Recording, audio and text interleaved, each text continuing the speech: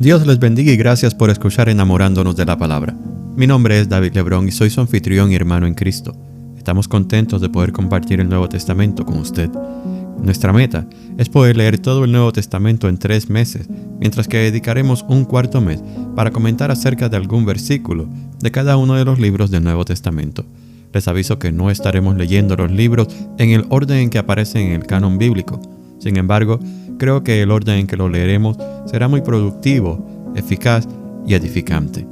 En este episodio estaremos leyendo los capítulos 1, 2 y 3 de la carta del apóstol Pablo a Tito. La palabra de Dios se lee en el nombre del Padre, del Hijo y del Espíritu Santo. Amén. Tito, capítulo 1. Pablo, siervo de Dios y apóstol de Jesucristo, conforme a la ley de los escogidos de Dios y el conocimiento de la verdad que es según la piedad, en la esperanza de la vida eterna, la cual Dios, que no miente, prometió desde antes del principio de los siglos, y a su debido tiempo manifestó su palabra por medio de la predicación que me fue encomendada por mandato de Dios nuestro Salvador. A Tito, verdadero hijo en la común fe, gracia, misericordia y paz de Dios Padre y del Señor Jesucristo, nuestro Salvador. Por esta causa te dejé en Creta, para que corrigieses lo deficiente y establecieses ancianos en cada ciudad, así como yo te mandé.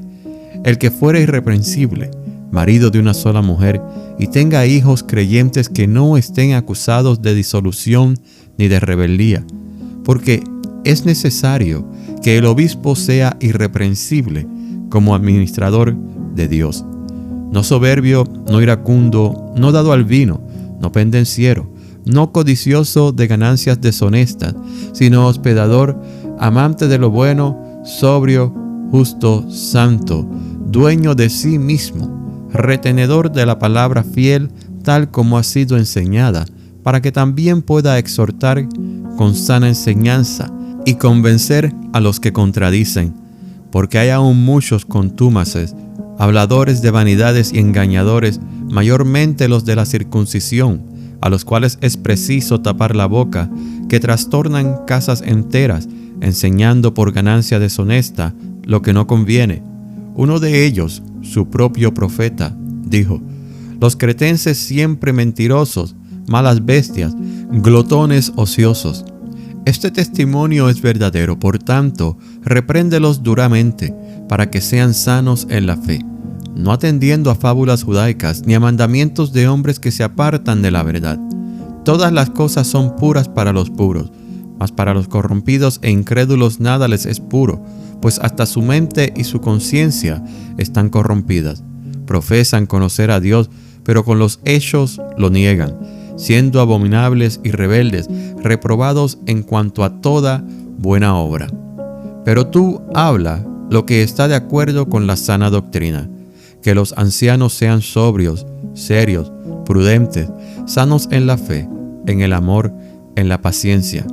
Las ancianas asimismo sean reverentes en su porte, no calumniadoras, no esclavas del vino, maestras del bien, que enseñen a las mujeres jóvenes a amar a sus maridos y a sus hijos, a ser prudentes, castas, cuidadosas de su casa, buenas, sujetas a sus maridos, para que la palabra de Dios no sea blasfemada.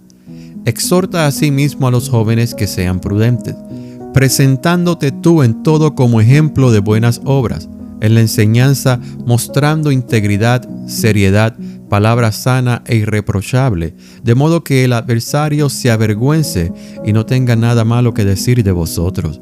Exhorta a los siervos a que se sujeten a sus amos, que agraden en todo, que no sean respondones, no defraudando, sino mostrándose fieles en todo, para que en todo adornen la doctrina de Dios nuestro Salvador, porque la gracia de Dios se ha manifestado para salvación a todos los hombres, enseñándonos que renunciando a la impiedad y a los deseos mundanos, vivamos en este siglo sobria, justa y piadosamente, aguardando la esperanza bienaventurada y la manifestación gloriosa de nuestro gran Dios y Salvador Jesucristo, quien se dio a sí mismo por nosotros para redimirnos de toda iniquidad y purificar para sí un pueblo propio, celoso de buenas obras. Esto habla y exhorta y reprende con toda autoridad. Nadie te menosprecie. Recuérdales que se sujeten a los gobernantes y autoridades, que obedezcan, que estén dispuestos a toda buena obra, que a nadie difamen, que no sean pendencieros, sino amables, mostrando toda mansedumbre para con todos los hombres. Porque nosotros también éramos en otro tiempo insensatos, rebeldes, extraviados, esclavos de concupiscencias y deleites diversos, viviendo en malicia y envidia, aborrecibles y aborreciéndonos unos a otros. Pero cuando se manifestó la bondad de Dios nuestro Salvador y su amor para con los hombres, nos salvó, no por obras de justicia que nosotros hubiéramos hecho, sino por su misericordia, por el lavamiento de la regeneración y por la renovación en el Espíritu Santo, el cual derramó en nosotros abundantemente por Jesucristo nuestro Salvador, para que justificados por su gracia viniésemos a ser herederos conforme a la esperanza de la vida eterna. Palabra fiel es esta, y en estas cosas quiero que insistas con firmeza, para que los que creen en Dios procuren ocuparse en buenas obras. Estas cosas son buenas y útiles a los hombres, pero evita las cuestiones necias, y genealogías y contenciones y discusiones acerca de la ley, porque son vanas y sin provecho. Al hombre que cause divisiones, después de una y otra amonestación, deséchalo, siendo que el tal se ha pervertido y peca y está condenado por su propio juicio. Cuando envíe a ti a Artemas o a Tíquico, apresúrate a venir a mí a Nicópolis, porque allí he determinado pasar el invierno. A Zenas, intérprete de la ley, y a Apolos, encamínales con solicitud, de modo que nada les falte, y aprendan también los nuestros a ocuparse en buenas obras para los casos de necesidad, para que no sean sin fruto. Todos los que están conmigo te saludan. Saluda a los que nos aman en la fe. La gracia sea con todos vosotros. Amén. Esta carta escrita a Tito por el apóstol Pablo tiene un tono un poquito similar a lo que él le escribe a Timoteo.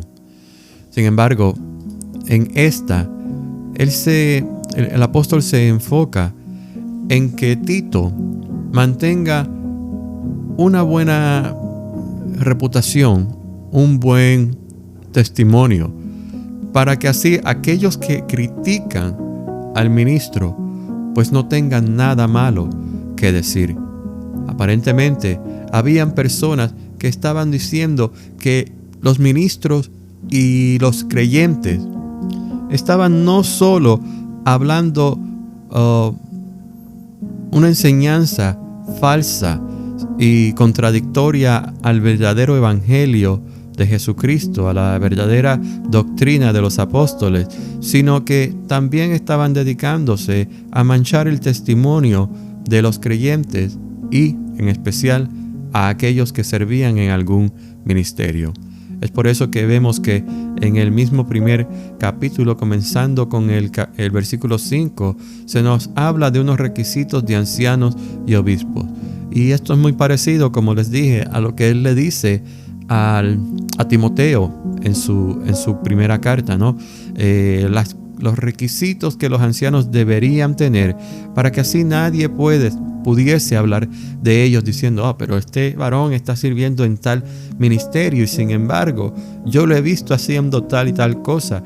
Yo he visto cómo sus hijos se comportan. Yo he visto cómo su esposa, su mujer, no lo respeta. Y aparte de eso, vemos que él no tiene dominio propio, sino que es iracundo. Vemos que toma demasiado vino. Vemos que es codicioso de ganancias deshonestas. Y la lista continúa. Entonces Pablo quiere que Tito se ocupe, primero que nada, de él mantener un buen testimonio. Que aquellos que él vaya a asignar algún tipo de ministerio, pues sean personas de un carácter irreprensible, que sean personas cuyo testimonio pues no tenga ningún tipo de mancha, para que así nadie pudiese hablar de ellos.